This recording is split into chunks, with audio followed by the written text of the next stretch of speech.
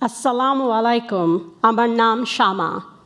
Earliest memories of my childhood consists of tanks, machine guns, windows covered with newspaper, and my family huddled in a dark room with a small candle by our side. Curfews and street closings were the norm in early 1970s when Bangladesh fought for independence from Pakistan.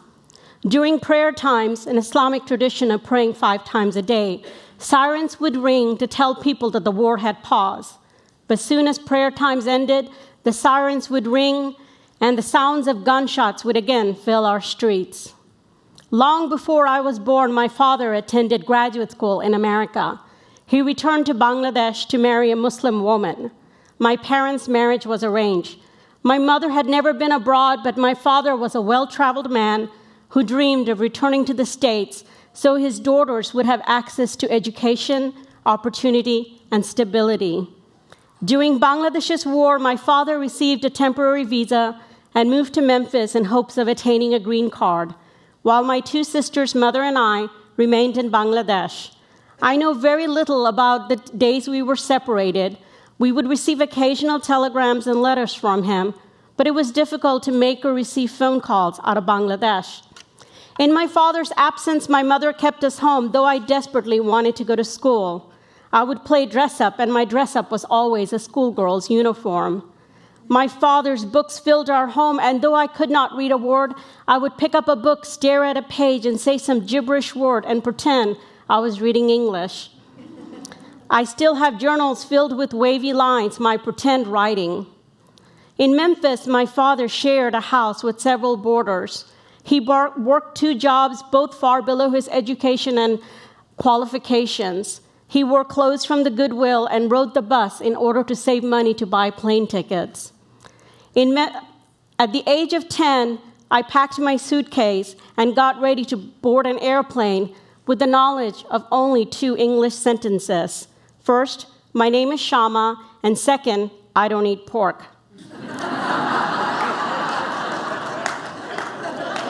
We had been planning and hoping for this day for years, but when the moment arrived, I was so terrified that my father had to hold my hand as I climbed into the airplane. In Memphis, we rented a 2-bedroom apartment. My 2 sisters and I shared a room which also served as our living room. Even though our apartment was small, I no longer had to walk to the outhouse with a candle. Our apartment had indoor plumbing, abundance of food to eat, and electricity. Since the school year was about to end, my sisters and I had to wait until the fall to start school. So we would spend our days at the library looking at books, and in the evening, my father would teach me to read and work on my handwriting. As a 5th grader wearing a homemade dress, I entered school for the very first time. I brought assignments home and would stay up late into the night working with my father in order to catch up to my peers.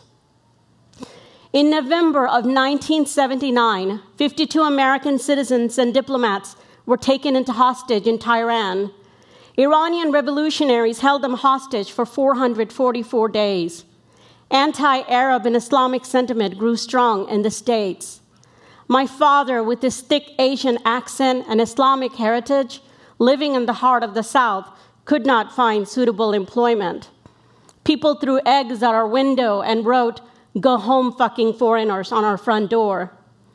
With 2 master's degrees, one from the University of Virginia in economics and the other from University of North Carolina at Chapel Hill in statistics, my father bagged groceries at Kroger and worked at a marble factory.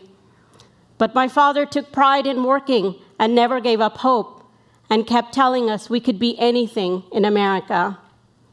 I made the honor roll for the first time in 7th grade, and my father proudly announced it to anyone who would listen. I was inducted into the National Junior Honor Society in 9th grade, but my excitement ended abruptly with the sudden death of my father.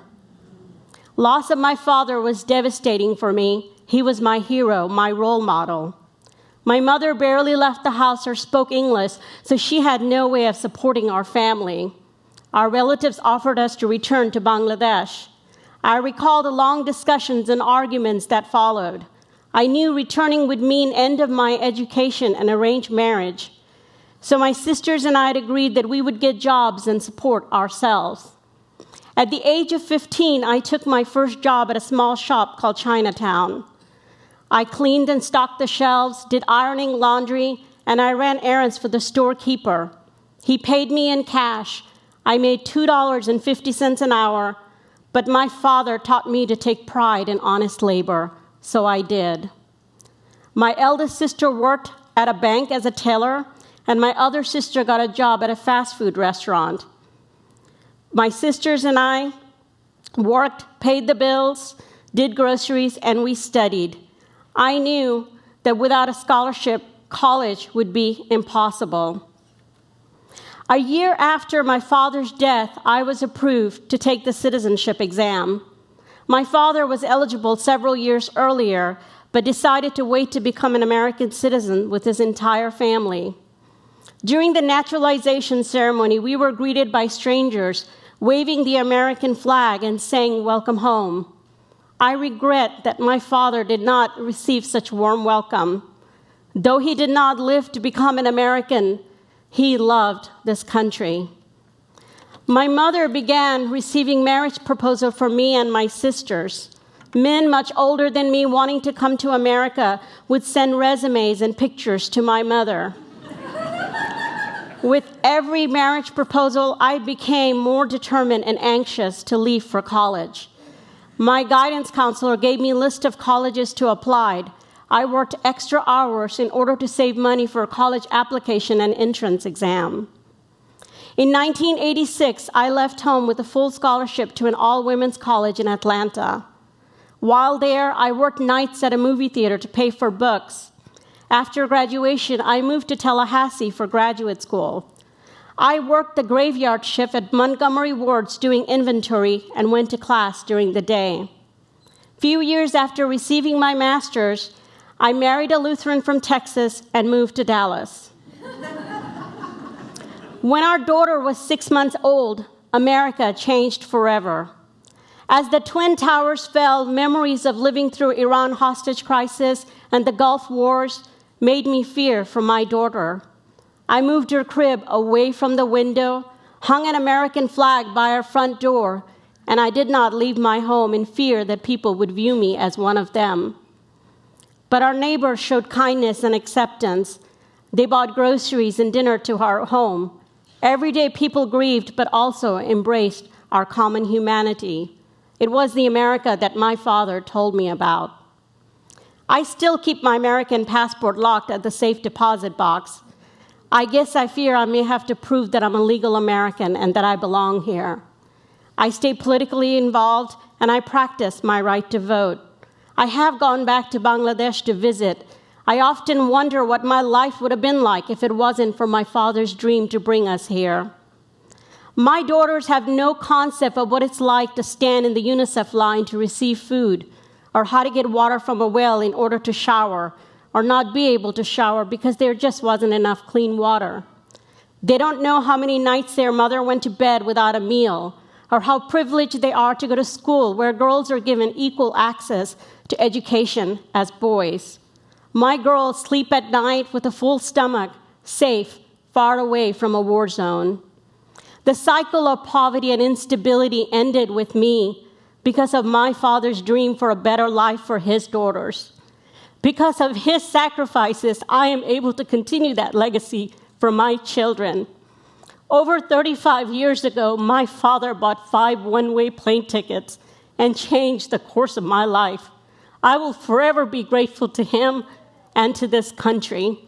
For me, nothing was lost in translation. My father translated the American dream perfectly, and I am living it.